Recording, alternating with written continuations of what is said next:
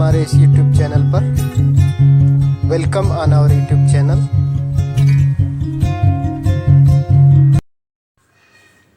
Hello students, myself Kundan Verma is the subject matter expert of physics. Today I am going to start a new chapter of class 12th physics, electric charges and field,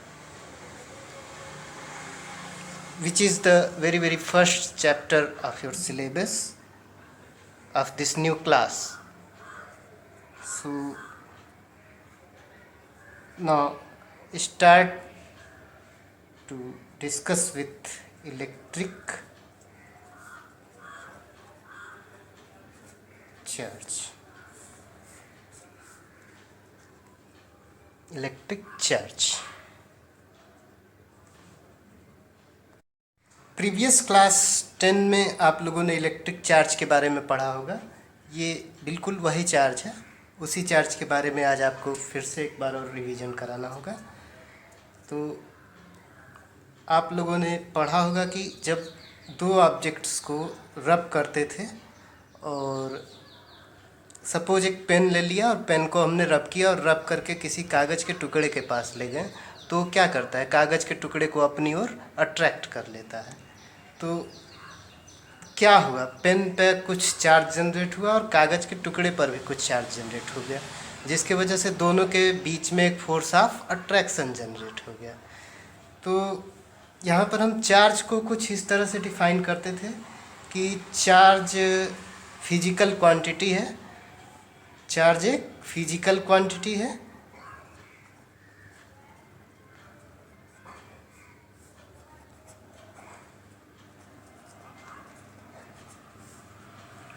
जो क्या generate करती थी, force generate करती थी, force generate करती थी। अब थोड़ा सा इसी डेफिनेशन को और हम इंटीग्रेट करेंगे। चार्ज को हम कहेंगे क्या कि एक फिजिकल क्वांटिटी की जगह फिजिकल क्वांटिटी को हम कहेंगे क्या, property of material.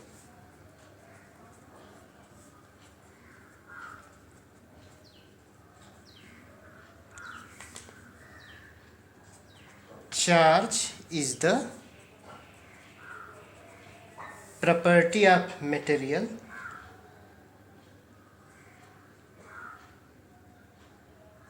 due to which it produces and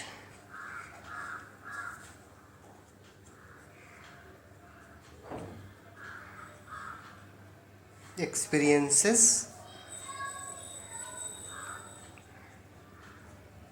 electrical and magnetic effects। तो अब हम यहाँ पर बात करेंगे, जो फोर्स था उसे हमने कह दिया कि इलेक्ट्रिकल एंड मैग्नेटिक इफेक्ट्स। यहाँ दो टर्म आए, पहला इलेक्ट्रिकल और दूसरा मैग्नेटिक। इन दोनों को अगर हम कंबाइंड कर लें तो हम कहते हैं इलेक्ट्रोमैग्नेटिक। जो चीज़ हमें स्टडी करनी है वो क्या है, इलेक्ट्रोमैग्नेटिक।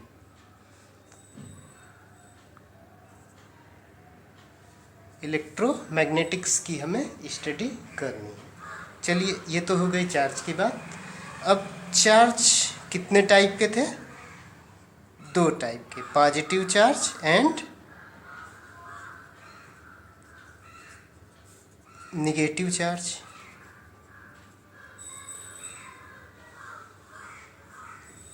एक और चीज़ कूलम ने बताई थी कि जो लाइक चार्जेज होते हैं, like charges means positive and positive, ये एक दूसरे को रिपेल करते हैं। क्या करते हैं, रिपेल। और जो निगेटिव चार्जेज होते हैं वो भी एक दूसरे को रिपेल करते हैं। लेकिन एक चार्ज पॉजिटिव हो दूसरा निगेटिव हो तो क्या करेगा, एक दूसरे को अट्रैक्ट करेंगे, एक दूसरे को अट्रैक्ट करेंगे। तो ये तो बात हो गई चार्जेज के बीच में रिपल्सन और अट्रैक्शन की।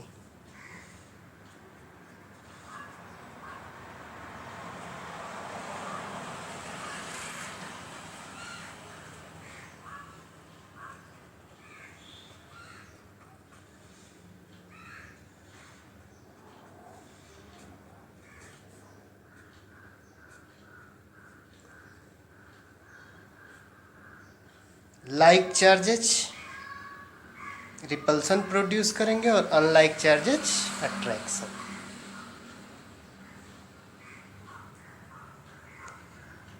चलिए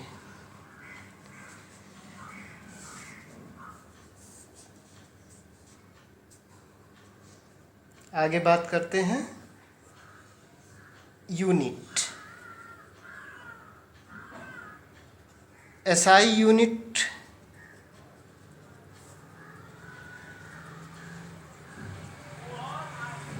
क्या थी?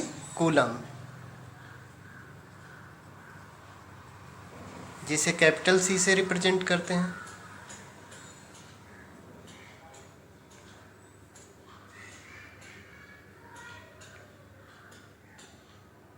सीजीएस यूनिट को ईएसयू बोलते हैं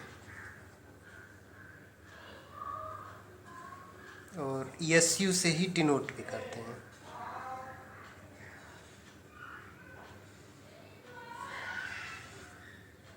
चलिए एक और छोटा सा कॉन्सेप्ट है पॉइंट चार्ज का, इसको भी जान लें।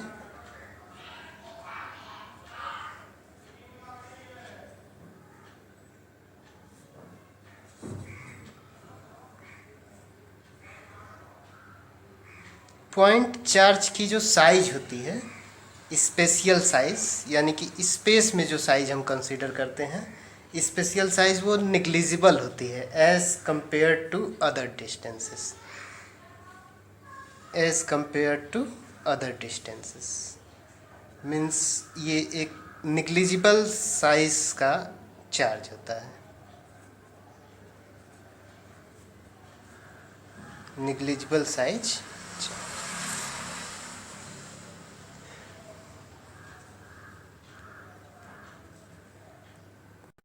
चार्ज की प्रॉपर्टीज को डिस्कस करते हैं।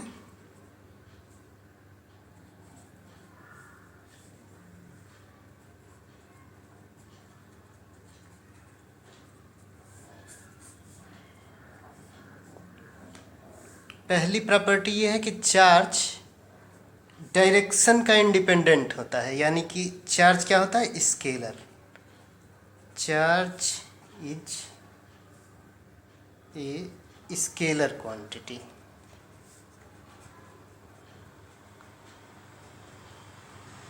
ये चार्ज डायरेक्शन पर डिपेंड नहीं करता। सेकेंड थिंग, चार्ज को वन बॉडी से दूसरे बॉडी पर ट्रांसफ़र किया जा सकता है, या एक ही बॉडी में वन पोजीशन से दूसरे पोजीशन पर ट्रांसफ़र किया जा सकता है। यानी कि चार्ज क्या होगा? Charge is transferable. Charge is transferable and third quantity कि चार्ज कहीं भी अकेले नहीं आता, हमेशा जब भी आता है मास के साथ में आता है। So charge is associated with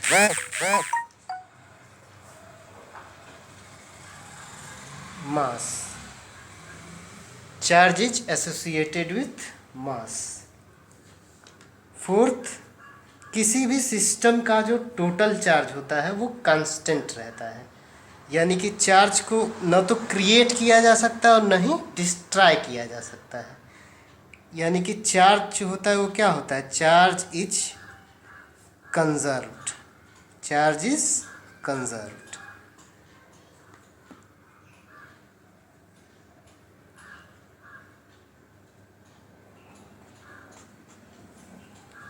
charge की जो न्यूमेरिकल वैल्यू होती है वह वेलोसिटी के इंडिपेंडेंट होती है, यानी कि इस प्रॉपर्टी को हम इनवेरिएंस ऑफ चार्ज बोलते हैं, invariance of charge.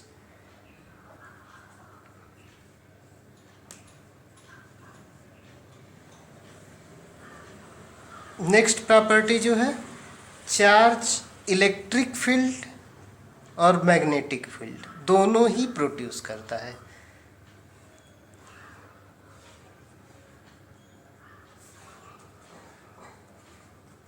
Electric field and magnetic field. Next property, ये एक बहुत ही इम्पॉर्टेंट प्रॉपर्टी है। Charge is quantized.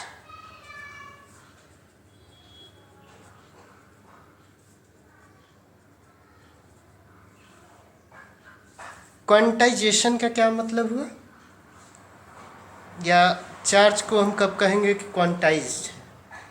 Quantization means जब भी कोई क्वांटिटी डिस्क्रीट मैनर में हो, डिस्क्रीट हो, तब हम बोलेंगे कि डिस्क्रीट वैल्यूज प्रोवाइड करें, तब हम कहेंगे कि कैसी है, क्वांटाइज्ड। जैसे कि किसी भी ऑब्जेक्ट पर जो चार्ज होगा Q equal to n times E, जहाँ पे E क्या है, E is the charge of an electron.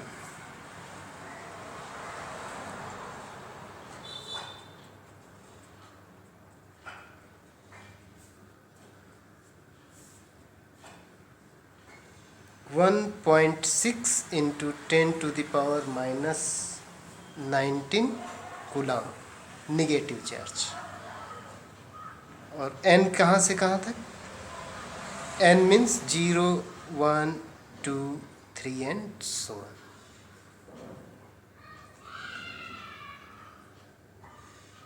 तो यहाँ पर अगर हम E की वैल्यू पुट करें और n इक्वल टू 0 पुट करें तो पहले क्या मिलेगा, Q इक्वल टू 0। फिर 1 पुट करें तो 1.6 इंटू 10⁻⁻19 कूलम। 2 पुट करें तो Q कितना मिलेगा, 2 इंटू 1.6 इंटू 10⁻⁻19 कूलम। तो इस तरह से क्वांटाइज्ड वैल्यूज हमें मिलती चली जाएगी।